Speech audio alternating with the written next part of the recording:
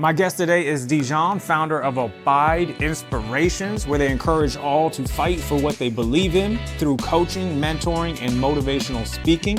Dijon is a master's level practitioner in applied behavioral analysis. Dijon is a functional family therapist and boxing coach.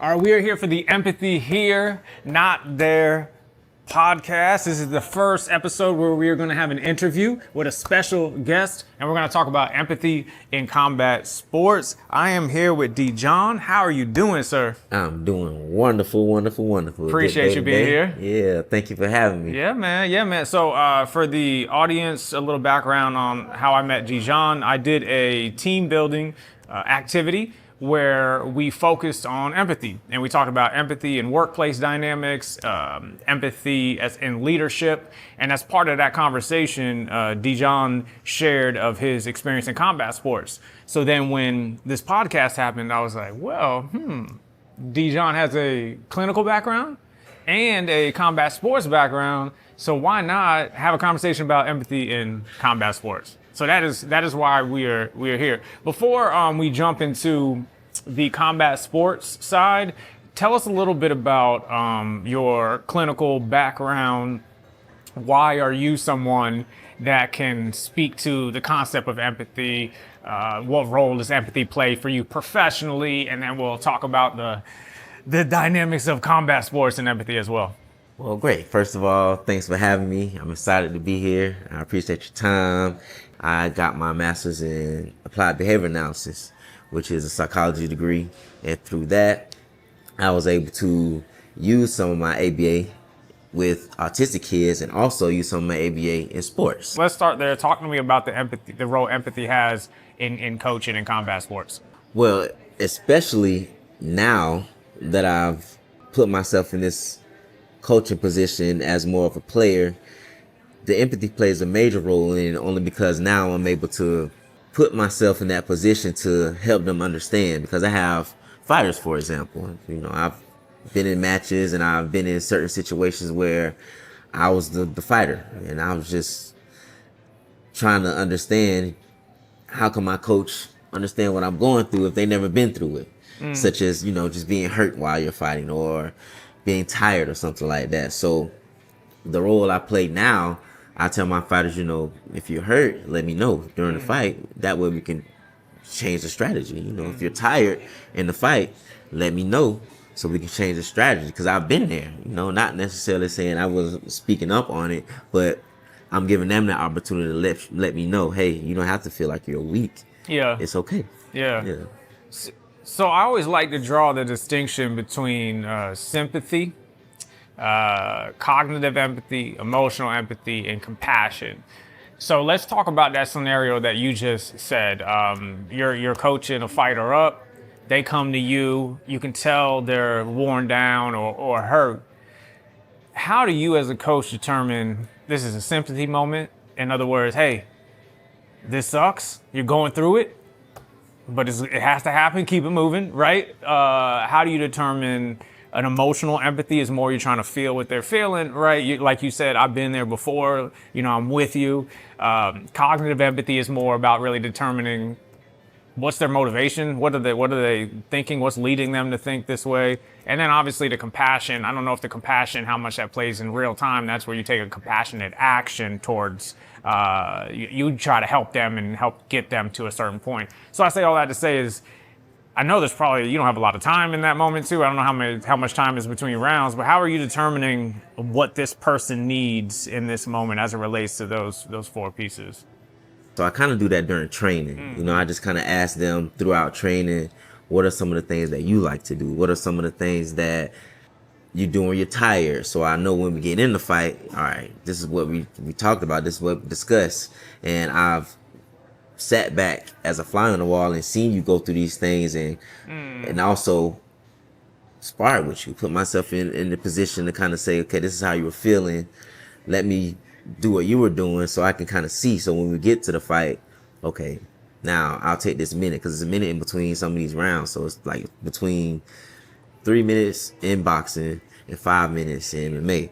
So in between those rounds, it's a minute. So I have a minute to say, hey, this is what we talked about. This is how you're feeling, because it's okay. You know, it's okay depending on how you're feeling. If you're pumped up, then nothing to worry about. You know, I'm pumped up with you. But if you're not, or if you're hurt, or if your mind not in it, let me know, and then we can discuss it and adjust the strategy. Gotcha. So it's not as much in that moment trying to decide what type of empathy or if empathy applies, but as you're coaching leading up to that moment is where you're really laying the groundwork with empathy. So then you can get a feel for how to best respond in that moment. Definitely, yeah. Because like we was talking earlier, you know, just being able to match with your client or your athlete or something like that, just to be able to match with them and be able to kind of get in their heads. That way we don't even have to talk. It's just verbal cues. Now we know each other to the point where you could just look at me and now all of a sudden, okay, I know what that means. Yeah. Okay, now I know what, you know, you shaking your head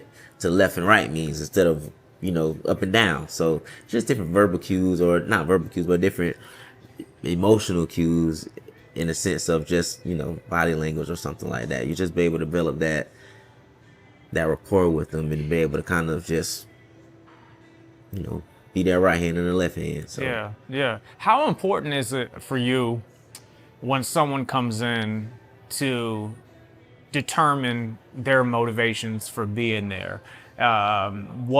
What their perspective is as it relates to participating in combat sports? Like how deep do you want to dive emotionally with someone when they come into the gym? I want to get as deep as they're comfortable, they want to go, because I always tell them, I say, boxing is hard. Boxing is hard. You know, it's one of those things that you kind of want to do. So if you're here, you know, why are you here? What's wrong? You know, we got to find the root of it, because physically and mentally, a lot of things start from the root, you know, especially with boxing. That's what I tell them, you know, just before we even put the gloves on, we just have a talk about, you know, what's wrong. So I try to get in deep, as deep as I can, because you're here for a reason. Yeah. Not necessarily you just maybe want to work out, or, you know, why do you want to work out? Is it the way you look, or is it the way you feel? You want to lose a few pounds, or so how is it? Gotcha. Okay. So you're saying that the harder the goal or the harder the task, the more important it is for the coach to implement empathy into their interactions. Whereas if they had maybe an easy task, or, hey, I just need you to run on the treadmill for 10 minutes, it's not important as to get deep, because it might not be as physically demanding. Is this what? Right, because it's helping them understand your why. Because it's, you know, why are you here? Are you deep into this, or is it something that you just want to pass time? So is it something that I can help you with, or is something that you just need maybe accountability partner with? So the deeper we know, the deeper we can get into it, and the harder you want to work towards it. So your goal when they come in is that it's not just a one-off, that they commit to this thing they're doing. And in order for them to commit to this thing they're doing, you need to know as much as the background of why they're doing it to then get them through the hard times that are ultimately going to come in combat sports. Definitely. Yep. Gotcha. So when do you just say, you know what, I'll give you some sympathy, but that's all I got for you today. Like you need to just, you know, I'm not interested in hearing all this other stuff. Like, how do you determine when that applies? I guess it's more so when people come into it thinking they know it all. You know how they say, okay, have you done this before? Because I know one of the things in boxing is kind of, it's hard to untrain somebody that's been trained in a certain way for a certain amount of time. Now you got to kind of just help them through what they already know instead of teaching them. You got to just kind of help them along the way, in a sense, and just kind of say, okay, this is what you already know, instead of, hey, doing it this way. But it's like, they've been doing it a certain way for so long. Yeah. It's just, you know, I sympathize with you. Yeah. I feel that applies to, like, outside of combat sports too, right? When someone gets stuck in their mind that this is how things are, then their mind, it's harder to change that type of mind, that type of closed mind. So how do you handle that then? Because, like, let's say somebody comes in who is very talented, or you want there, but they are stuck in that spot of, hey, I've been doing it this way. How do you determine what type of empathy, if you're applying it, like, how do you plant seeds to change minds in that type of situation? I give them a scenario. Okay. I give them something to build off of. For example, one of the major things that happened to me, and it was through training, I broke my ankle. So through that, I just had to switch my stances sometimes, or I just worked on my arms because my arms still work. I just can't move around as much as I could. So I give them a scenario of say, hey, let's try this a different way. Okay, now you're really good at being orthodox. Now let's try a southpaw. So now we're throwing with different hands, different parts of the brain, we're cutting different angles. So I give them something else to kind of learn. For example, I did that to myself. Like I said, when I broke my ankle, it was kind of hard to kind of, like I say, the kangaroo tail is your back leg. So when you bouncing back, if you get a visual of that, you're bouncing back on your back leg.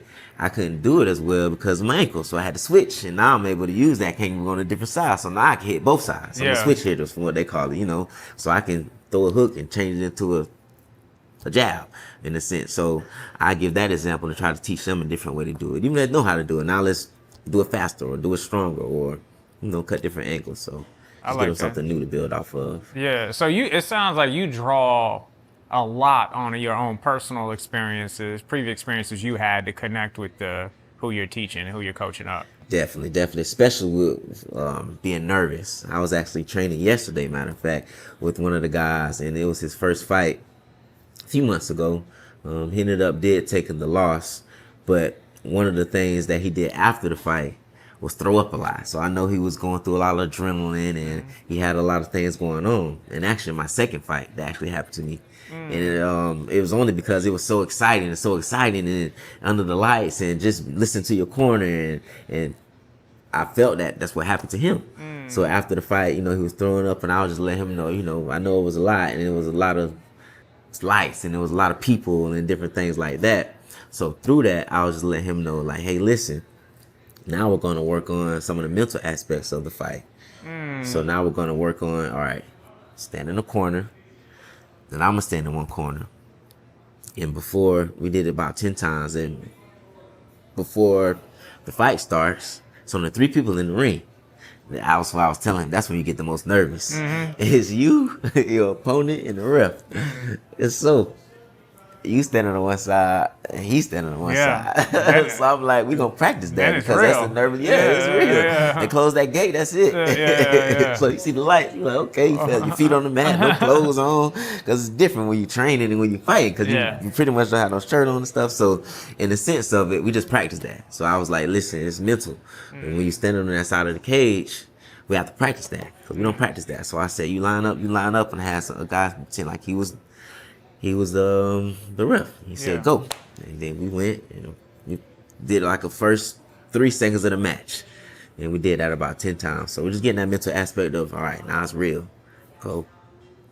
Yeah. You mentioned he didn't get the outcome he wanted in that one. So on that note, what advice would you have for other coaches as it relates to helping their athletes after a loss? And does empathy, compassion, does any of that factor into how you respond to a loss with someone that you coach? Yeah, it does. Because like I was saying, I'd have been on the losing end of it and the winning end of it. So through that, it's more of just training your fighters mentally before, during, and after fights. Even through training and even after training or even after a training of a day. Call them that night, say, hey, how you feeling? Are you feeling okay? Is everything okay with you? You need anything?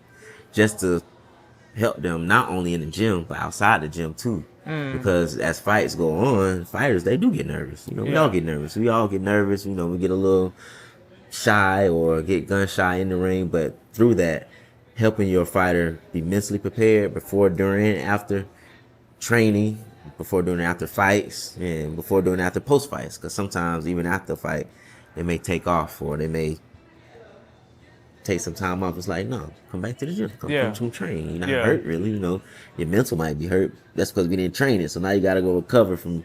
But I know doing that, just for example, when we did that one time, we trained our fighters before mentally, before after, before during, and it helped them.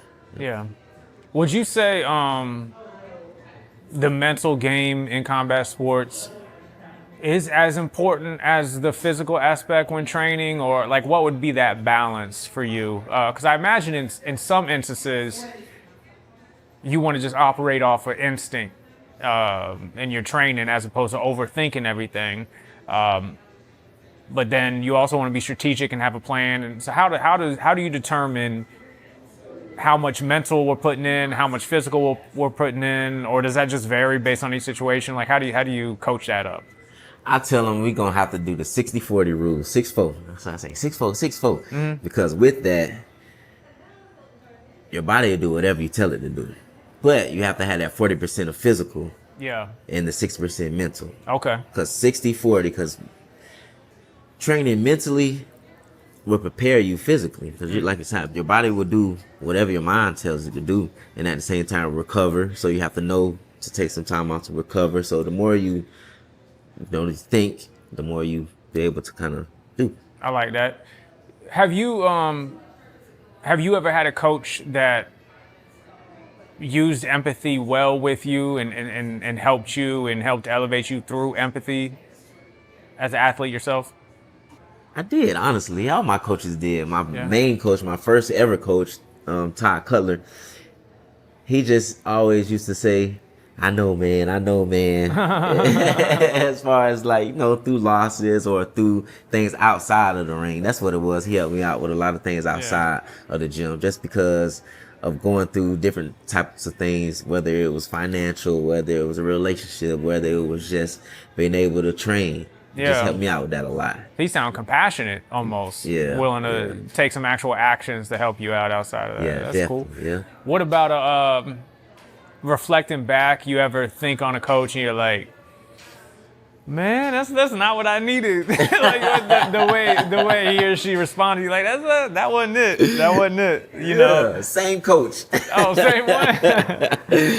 Yeah. He would always, just say, just get it done. Instead of saying, all right, listen, you got to get the mental aspect of it too. You can't just always be gun-ho and be ready to fight. You got to kind of think about some things first. Yeah. So, yeah. If practicing, so let's do like a thought experiment together in that scenario, because I'm sure there's a lot of coaches that are like that. I know that's a lot of the old school mentality too, right? It's just do it, fight through it. That's what you want. You need to do it, like with no excuses, right?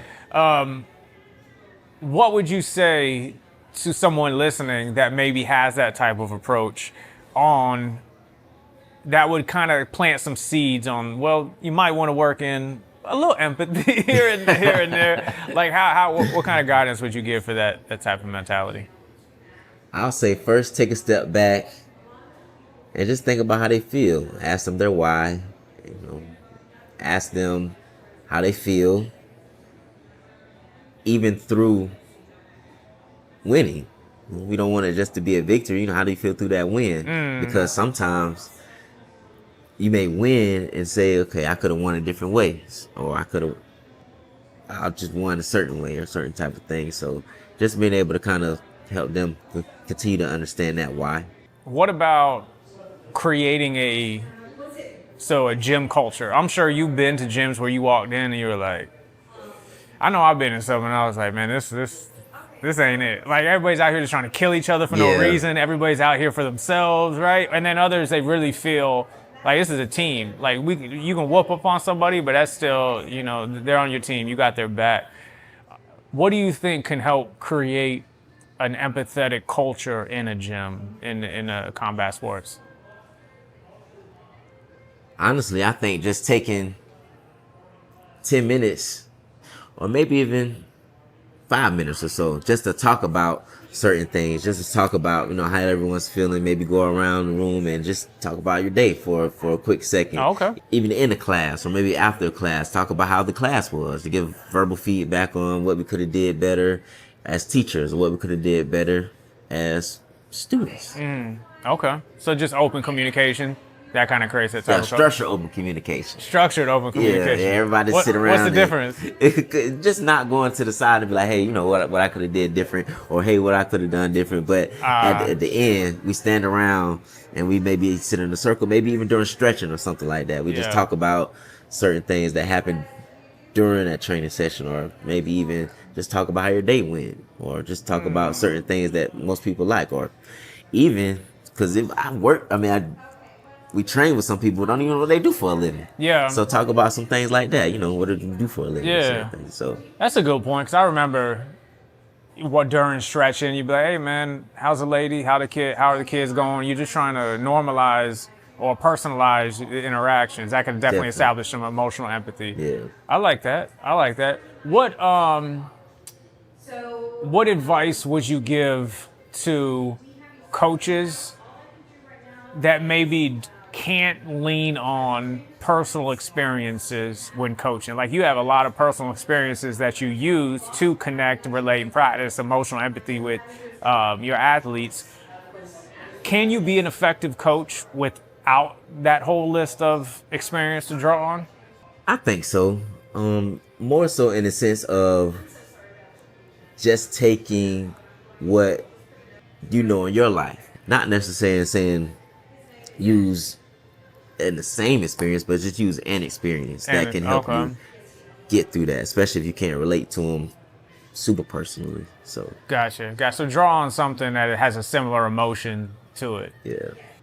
On that side of it, how important is it, let's say that coach doesn't have that type of experience, how important is it for him to try to create those type of experiences then as part of that coaching, whether it be staying late at the gym with them, doing some of the similar exercises, the same conditioning? Does that ever happen where they're like, hey, I'm going to go on this journey with you as much as I can as a coach? Yes, definitely. Because one of the things how you learn to do something is by teaching someone. So it's okay for an athlete to step into the teacher role, even to help someone that may be the coach or something like that. Because I have some situations for me, we teach the kids, and some of the kids are way more flexible than I am. So they have to teach me some things that I can't do. So I'm just like, all right, and they learn it. And the more you teach, the more you learn. So you kind of got to just help them by letting them help you. Gotcha. You're almost creating future coaches in that too, and future teachers. And I imagine that contributes to more of an empathetic culture as well, if they're willing to help. Okay. Final thoughts on empathy, sympathy, compassion, all that how that factors into being a coach. What would you say to, or what would your message be to the listeners as it relates to empathy in combat sports? Take the time to do it, especially if you have the time to do it. Just make the time to do it. I have a 6 a.m. class that I do, and round 7 out of 8 is I tell them to be selfish. Take the time to be selfish. These 3 minutes is for you. Take these 3 minutes to breathe, to think about something, to give yourself something to believe in, because one of the acronyms I came up with throughout all my struggles and throughout things that I needed was ABIDE. And ABIDE stands for always believe in dreams and evolving. So through that, you can take something from it and just be able to give yourself not only something to believe in, but believe in all the time, and believe in the dreams and believe in evolving. It's like the story of the butterfly. I think it's so cool. You know, you got a caterpillar and he goes in a cocoon and he comes out a butterfly. Yeah. So through that, just take the time to do it. Set the timer if y'all have one. You know, set the time for 3 minutes and say, hey, this is your 3-minute selfish time. Because outside of the walls, outside of the door, your life is out there. You know, you got to go back to work. You got to go back to your things. You got to go back to getting in traffic. You know, you got to go figure out what we finna eat now. So take these 3 minutes in this gym and just use it. Use that time for you. Be selfish. Be selfish for 3 minutes in your gym. I like that a lot. And on that note, I just want to ask you one more thing, because I just had this thought. Empathy in combat sports. A lot of empathy is drawing on someone's own, or evoking someone's motivations, their thoughts, their feelings. You talk about that quite a bit. Would you say that when they do that, that could potentially help them gain awareness about their own personal motivations and thoughts that can then be used later on when going through hard times? Like, we talked about how knowing can help you coach them up, but what role does them recognizing it also for themselves help them during those adverse times in the ring or during training? Yeah, it'll help them, give them something to believe in. You know, having them sit down and actually think about some of these things that they're going through will help them build on it. Yeah, knowing your why. Yep. Especially in your why is the most important when things are hard and tough and you want to quit. That's when the knowing your why is everything. Because if you don't know that, then why keep doing this? This is painful. You know what I mean? Painful. Like why am I getting punched in the face? It don't make any sense. So your role with empathy largely is on the front end, helping them figure out that why, their internal motivation, so they can help themselves, and then also you, so you could help them push through if they are starting to doubt their abilities. Yep, and give them something to believe in. I like that. I appreciate you, Dijon, for being here, today. I definitely want to have you on another episode. I think we need to also talk about empathy in when working with families. That's also some of your background. I think you provide a lot of expertise in. And then I also want to revisit this sports conversation. Maybe the next one we could do at your gym.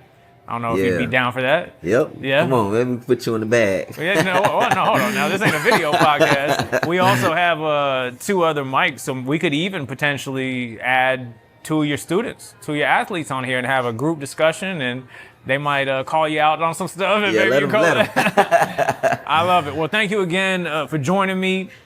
This is Empathy Here, Not There. We're going to publish this episode on Wednesday. I encourage everyone listening, put your thoughts, your attitudes, your feelings in the comment section. Do not forget to follow and subscribe. We are on all podcast platforms and on YouTube. We appreciate your support, because remember, empathy is here, not there, or is it? It can be where you want it to be, right, Dijon? That's right. All right. Thank you, sir. Thank you.